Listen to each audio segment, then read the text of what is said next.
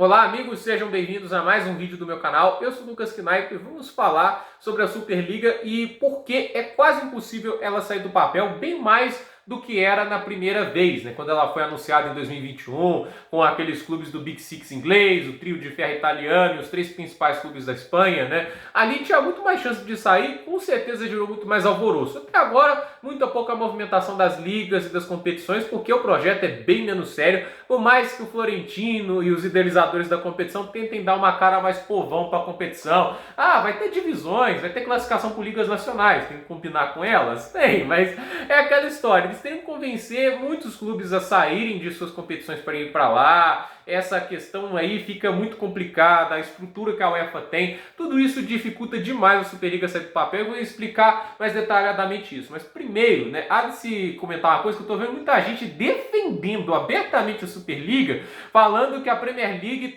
é a Superliga de atualmente, sendo que é o contrário. A Premier League é um exemplo de que toda a liga deveria ser. Ela distribui mais igualitariamente os direitos de TV e premia mais igualitariamente pelas posições, e a gente vê a competição dando mais poder financeiro para equipes menores e médias, e por isso essas equipes fazem investimentos tão grandes nas janelas de transferências. É positivo que isso esteja acontecendo, que clubes de médio escalão consigam montar equipes competitivas e incomodem os grandes. Por isso a Premier League é fantástica, mas tem gente que critica, preferem que faça igual a Liga, que a gente tenha Barcelona e Real Madrid tendo 90% dos direitos de transmissão. Não é mais assim, mas ainda tem muita vantagem financeira perante os demais. Preferem, como era na Itália antes, 75% dos direitos na mão de Milan, Juventus e Inter de Milão. Entende? Essas condições só dão certo para os grandes, os pequenos que se danem. Então, a Premier League ela foi uma liga muito mais democrática e muito menos elitista nesse sentido, né? Eu acredito que ela, distribuindo melhor esse dinheiro, né, e com uma estrutura mais bem planejada, fortaleceu todos os times em geral, e é por isso que eles estão tão fortes financeiramente. Sabe qual liga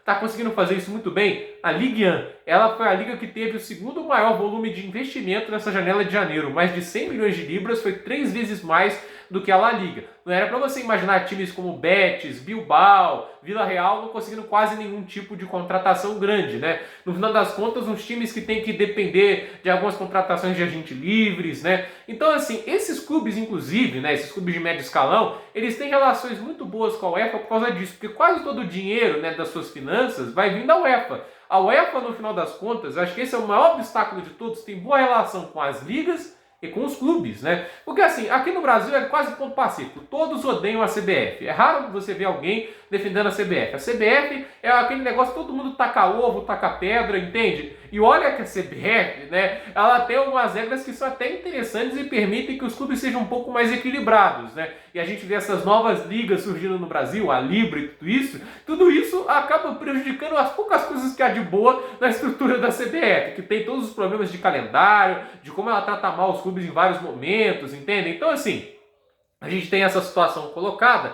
E assim, a gente chega na UEFA, que ela tem uma relação boa com as ligas, tem uma relação de duas vias, não é só a UEFA ganha, a liga não ganha nada, há uma construção bem feita de relação em todas essas ligas e com os clubes, porque o dinheiro que elas dão para os clubes não é separado, Real Madrid por ser o maior clube ganha mais dinheiro. Não, isso incomoda clubes grandes, porque o Leicester, por ter das quartas de final da Champions League, ele dobrou o faturamento naquele ano, entende? Acho que até mais do que isso, e aquele dinheiro foi suficiente para construir um CT de treinamento novíssimo, então assim, e moderno demais. Então as estruturas do time foram modernizadas só por estar nas quartas de final da Champions League um ano. Então esses times sabem, a Champions League é muito boa para os clubes, dá muito dinheiro e por isso a UEFA tem uma ótima imagem. E a questão é a UEFA, por mais que seja uma entidade, que tenha lá seus escândalos de corrupção, contra Barcelona, Juventus e Real Madrid, que são os idealizadores. Real Madrid com Florentino Pérez, o cara que quer mudar as regras do futebol, que tem uma imagem péssima ao redor do futebol europeu. E assim, ele é um cara que todo mundo sabe que é inteligente, mas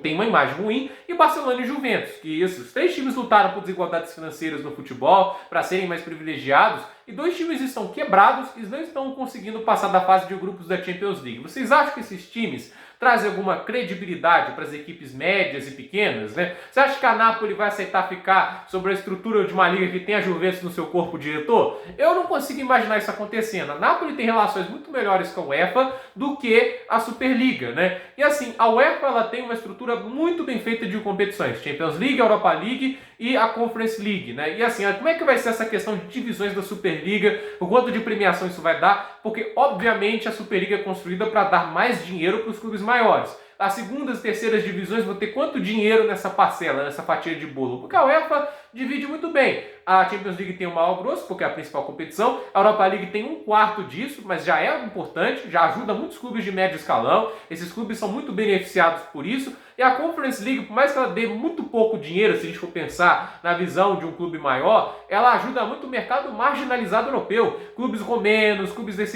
da Península Ibérica, entende? Esses clubes são muito beneficiados, ganham imagem, ganham patrocinadores maiores porque vão ter suas marcas estampadas ao redor do mundo. Então, a Conference League, ela acaba sendo importante para a UEFA conquistar o apoio de clubes menores, de clubes que lutam por seu lugar ao sol da segunda prateleira da Europa. A Europa League já era isso, mas a Conference League aumenta e aumenta o número de clubes em geral, porque essas competições continentais englobam 96 clubes. A Superliga, no seu máximo, vai englobar 80. Então, assim, já é algo que coloca a UEFA melhor, e a UEFA tem um padrão certinho. 7 clubes é o máximo para competições continentais, então essa é uma coisa que a UEFA também ganha vantagem também, porque eles não privilegiam países maiores, né, como em questões de futebol, em riqueza, como eu disse, Inglaterra, Espanha, eles vão ter as vagas dele, 4 vagas, 5 na Champions no máximo, isso se alguém for campeão, não existe vaga extra, se alguém está campeão e está nos 4 primeiros, não tem vaga extra, o 5º lugar não vai para a Champions, isso acontece aqui na Conmebol, lá não acontece, então isso é fantástico.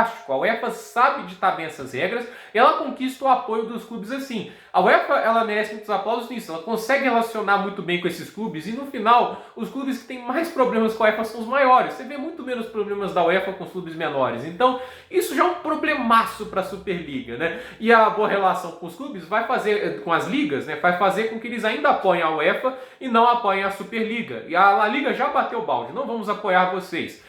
A Superliga já não tinha um apoio antes de Bayern de Munique, Borussia Dortmund, não sei se vai ter agora, né? E a Liga Francesa crescendo sem a presença da Superliga já é um argumento contra, isso dificulta a entrada de mais equipes e a entrada na Superliga, isso já é um obstáculo muito grande. Então, essa questão, né? E os direitos de TV, transmissão, e por mais que você tenha a injeção de dinheiro de consórcios sauditas, o Oriente Médio pode ser a salvação da Superliga, mas a curto prazo, porque a competição tem que sustentar. E no final das contas, você tem a situação, por exemplo, da PGA Tour, que é a organização de golfe basicamente mundial. Tem a série mundial, mas ela atua em conjunto com a PGA Tour. Teve um golpe que tentaram contra a PGA Tour, que eles fizeram o consórcio saudita, que roda o mundo também, né? E a questão é, eles conseguiram subornar jogadores muito grandes. Phil Mickelson, que é um dos melhores golfistas da história, para fazer parte dessa liga. E ela não está dando certo, ela está dando prejuízo, porque a PGA Tour resistiu, continuou com a sua liga lá, ela ainda tem boa relação com os majors, então assim,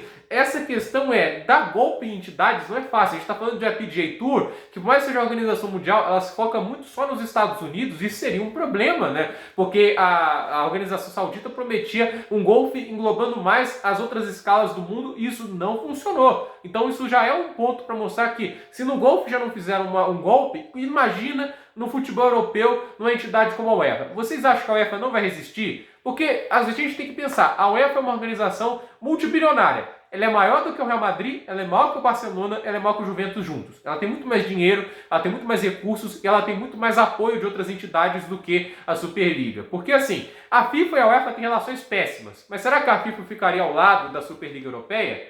Entendem? Então assim, a gente fica com aquela sensação de que a Superliga, ela está tentando lutar contra gigantes, né? E no final só está desgastando a imagem dos clubes, dos idealizadores. Eles vão continuar tentando, eles vão continuar insistindo, mas a chance disso sair do papel é muito pequena e a chance disso sair do papel e naufragar é grande demais. E a gente tem o fato, a Champions League não vai acabar, a Champions League vai continuar existindo, e a Champions League, assim, no final das contas, ainda tem o apoio de muita gente, e convencer os clubes médios a abandonar a UEFA para ir para lá, ainda mais uma coisa de competição com pontos corridos, que não muda muito a situação disso, né? É muito difícil. Então, a UEFA tem grande vantagem nesse sentido, e a gente tem ainda a pior coisa da competição, que é para convencer os clubes grandes, mas no final acaba afastando os clubes medianos, que não têm regras financeiras rígidas, porque é para permitir a gastança desenfreada de Barcelona, Real Madrid, entende? Se a Premier League tem gastança desenfreada, é porque os clubes se fortaleceram financeiramente para isso e conseguem fazer negócios com muito mais liquidez do que Real Madrid e Barcelona. Agora, a gente tem aí essa gastança desenfreada, clubes menores sem tanto aporte financeiro e que não vão receber tantos direitos vão poder fazer menos. Os clubes maiores vão poder fazer mais, contratar mais jogadores. Então, assim, a Superliga ela é um projeto que tem muitas dificuldades de sair do papel por toda a resistência que vai enfrentar das ligas nacionais, que já não apoiaram quando os clubes grandes fizeram isso, ameaçaram excluir os clubes, e agora tem todos esses problemas, né? Então, vamos ver o que vai acontecer. O Florentino pode gritar o alto que ele quiser, da última vez fracassou, e vamos ver. Eu acho que a UEFA não vai ter piedade nenhuma deles, vai com tudo para cima para conseguir proibir o máximo assim, o avanço da Superliga, e eles têm muito mais força do que eles. Então, curioso para ver os próximos passos, me surpreenderia demais a Superliga ganhar uma queda de braço contra uma entidade tão forte, tão bem estruturada como a UEFA. Não estou aqui para falar que eles são santos, porque eles não são. Teve escândalos de corrupção, gente presa, mas não é também como se fossem anjinhos e arcanjos do outro lado. Ainda mais que os objetivos são muito piores daquele lado. Eu prefiro muito mais a UEFA do jeito que ela organiza o futebol europeu, que no final das contas a gente gosta, a gente está aqui assistindo Champions League, Europa League, a Conference, né? A Conference bem menos, mas a gente assiste muito mais e gosta muito mais do jeito que ele é agora do que do jeito que eles querem. As únicas pessoas que estão apoiando isso são os fãs do Barcelona e do Real Madrid, que querem ver mais poderio financeiro em suas mãos e ditarem o futebol da maneira que eles querem, porque do jeito que tá ficando mais difícil e eles não querem abrir mão de privilégios que, no final das contas, acabam beneficiando eles em entretenimento nacional, mas na situação continental fica cada vez pior. Então, gente, por esse vídeo é isso. Dúvida nos comentários, deixe seu like, se inscreva no canal, compartilhe esse vídeo e até o próximo vídeo.